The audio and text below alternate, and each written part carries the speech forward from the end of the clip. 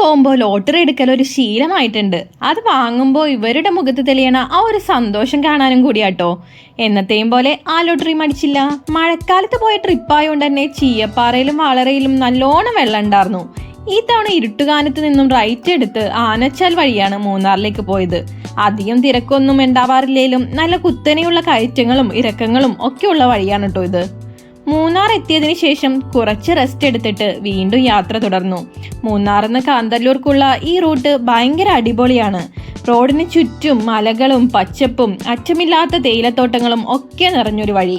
ബൈക്കിനായോണ്ട് തന്നെ ഇടയ്ക്ക് ഇതുപോലെ വണ്ടിയൊക്കെ നിർത്തി വെള്ളമൊക്കെ കുടിച്ച് പ്രകൃതിയുടെ ഭംഗിയൊക്കെ ആസ്വദിച്ചാട്ടോ ഞങ്ങൾ പോവാറുള്ളത്. ഈ കാണുന്നതൊക്കെ ചന്ദന മരങ്ങളാണെന്ന് തോന്നുന്നു. മറയൂർ എത്തുന്നതിന് മുൻപ് റൈറ്റ് എടുത്ത് നാച്ചിവയൽ വഴി കരിമ്പിൻ പാടങ്ങളൊക്കെ കടന്ന് കാന്തല്ലൂർ എത്തി.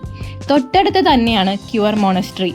പേരിൽ മാത്രല്ലട്ടോ, ഇത് ശരിക്കും ഒരു മൊണാസ്ട്രിയുടെ ഭാഗം തന്നെയാണ്. കേറുമ്പോൾ തന്നെ ഒരു പോസിറ്റീവ് വൈബ് നമ്മുടെ ഉള്ളിലേക്ക് പ്രവേശിക്കും.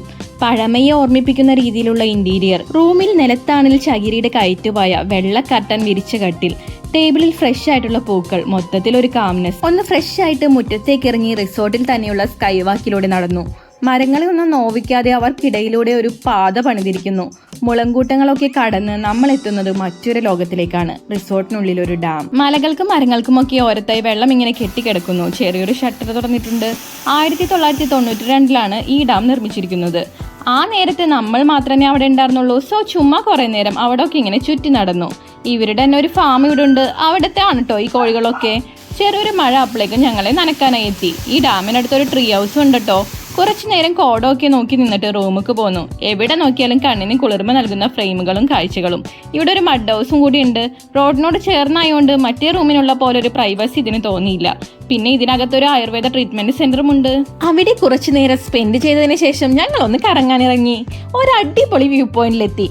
360 ഡിഗ്രി വ്യൂ ആണ് ഇവിടെ. ചുറ്റും മലകളൊക്കെ ആയിട്ട് ആകാശമൊക്കെ കാണാൻ എന്താ ഭംഗിയെന്നറിയോ. ഒരു വൈബ് സ്ഥലം. അവിടെ നിന്നിറങ്ങി നേരെ പോയത് ഇരച്ചിൽപ്പാറ വാട്ടർഫാൾസിലേക്കാണ്.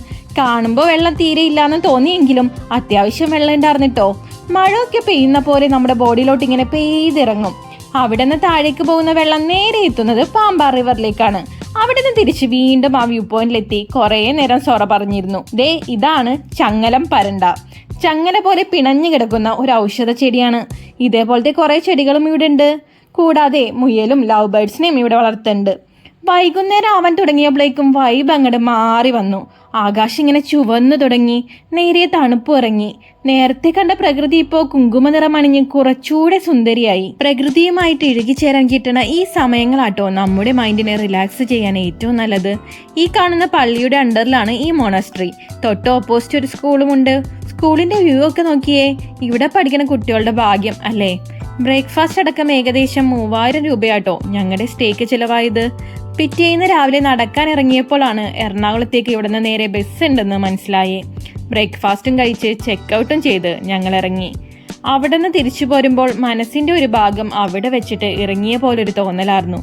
പിന്നെ മൂന്നാറിന്റെ ഭംഗി കണ്ട് തേയിലത്തോട്ടങ്ങളെ തൊട്ടു തലോടി തിരികെ ജീവിതത്തിന്റെ തിരക്കിലേക്ക്.